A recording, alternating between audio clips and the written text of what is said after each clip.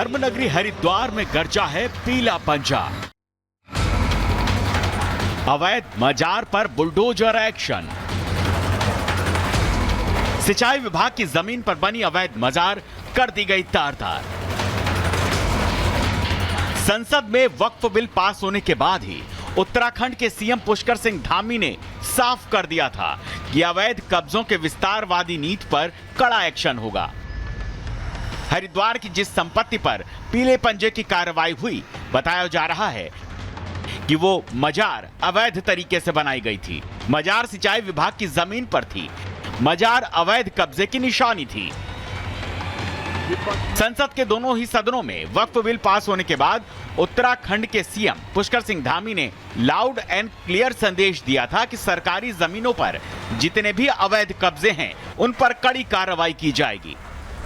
उत्तराखंड के अंदर बहुत सारे ऐसे मामले हैं, कई हजारों, उत्तराखंड बनते समय जो संख्या थी उसमें कई हजारों की बढ़ोतरी हुई है।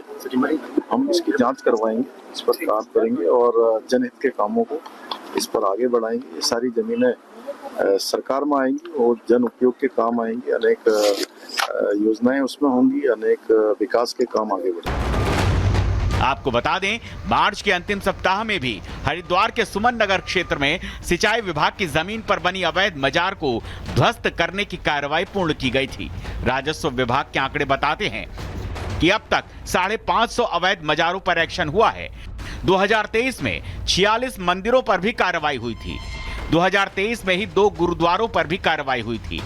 2023 में 1400 अवैध निर्माण चिन्हित किए गए थे।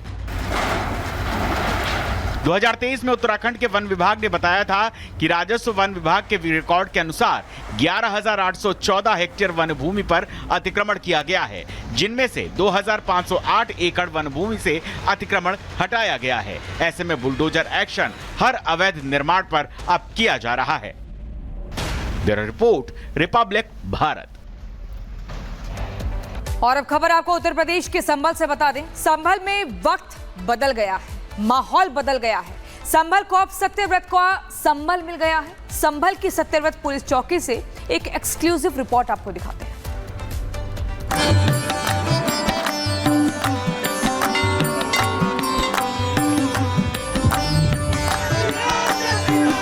रामनवमी के त्योहार पर जब पूरे देश में अयोध्या से लेकर बंगाल तक जय श्री राम के नारे गूंज रहे थे, तब संभल में इतिहास बदल रहा था।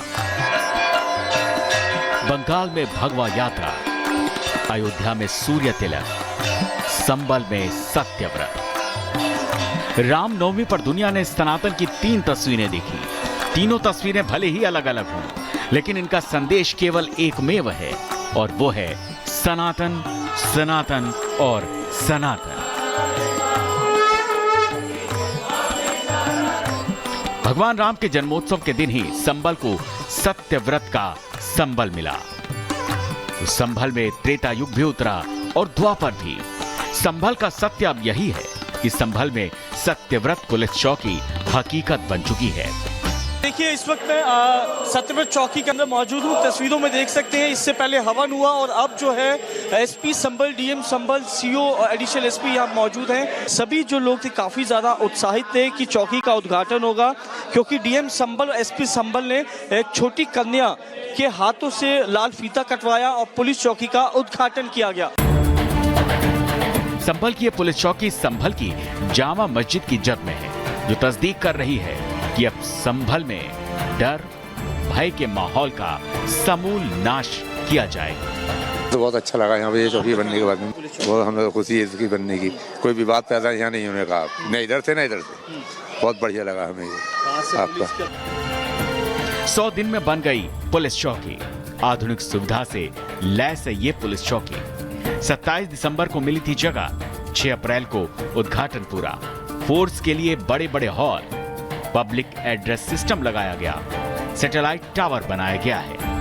संवेदनशील स्थल है और ये सबसे ऊंचा स्थान है पूरे संभल तहसील का। एक ये टीले के रूप में है और यहीं से जो मिक्स्ड आबादी है वो एक तरह से दोनों का केंद्र बिंदु है, दोनों बाइफरकेट होती है यहीं से, इसीलिए यहाँ पर इस चौकी की स्थापना की गई। सत्यव्रत चौकी का उद्घाटन जो है ये एक इस जनपद संभल में के कस्बा संभल में पूर्व के सांप्रदायिक इतिहास को ध्यान में रखते हुए भविष्य में किस प्रकार से यहाँ होने वाली घटनाओं को रोकने के लिए यह एक प्रभावी कदम है। सत्यव्रत की ये तस्वीरें संभल भी अब सनातन के उस संदेश को क्लियर कर रही हैं जो कहता है कि धर्म ही सत्य है और सत्य का व्रत ही उत्तम आचरण है।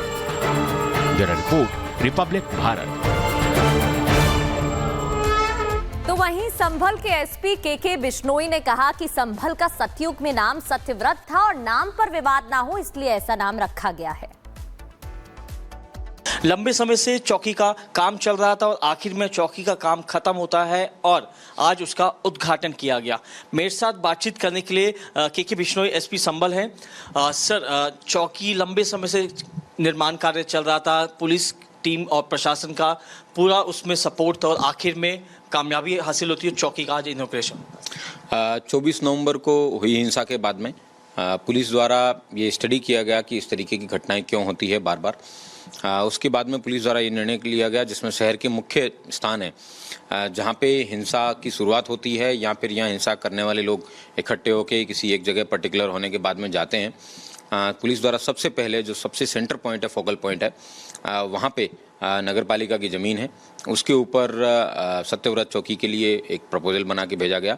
नगर पालिका के द्वारा एनओसी दिए जाने और शासन से पैसे प्राप्त होने के बाद में पुलिस के द्वारा इस चौकी का निर्माण करवाया गया। आज ये 2 मंजिला चौकी बनके तैयार हो चुकी है।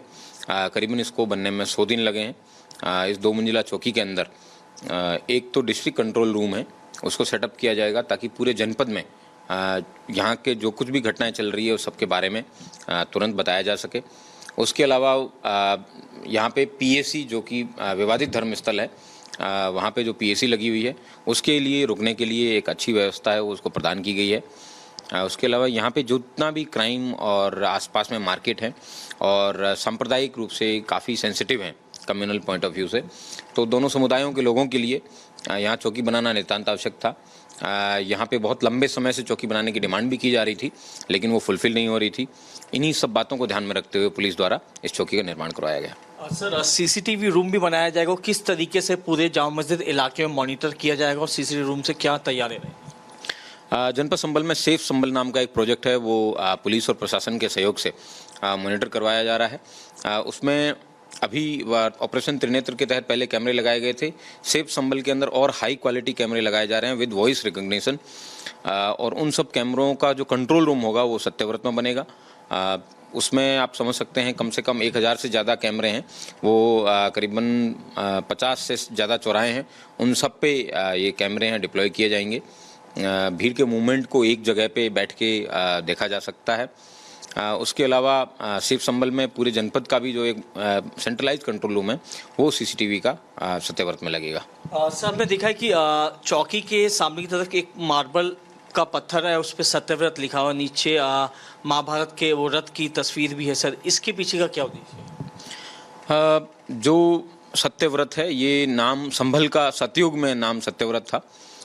किसी व्यक्ति को इस जगह पे नाम पे विवाद ना हो इसलिए एक ऐसा नाम रखा गया जो कि जिस ज़माने में सतयुग था तो सभी लोगों के लिए समान हो, इसलिए सत्यव्रत रखा गया। वहाँ पे संविधान की जो मूल प्रति है उस मूल प्रति पे एक चित्र लिया गया है जो कि मौलिक अधिकारों का जो चित्र है। उसमें प्रभु श्री राम है, वो रावण को डिफीट करने के बाद में माता सीता के साथ में और लक्ष्मण जी के साथ में वापस आ रहे होते हैं, उस फोटो को भी दर्शाया गया है।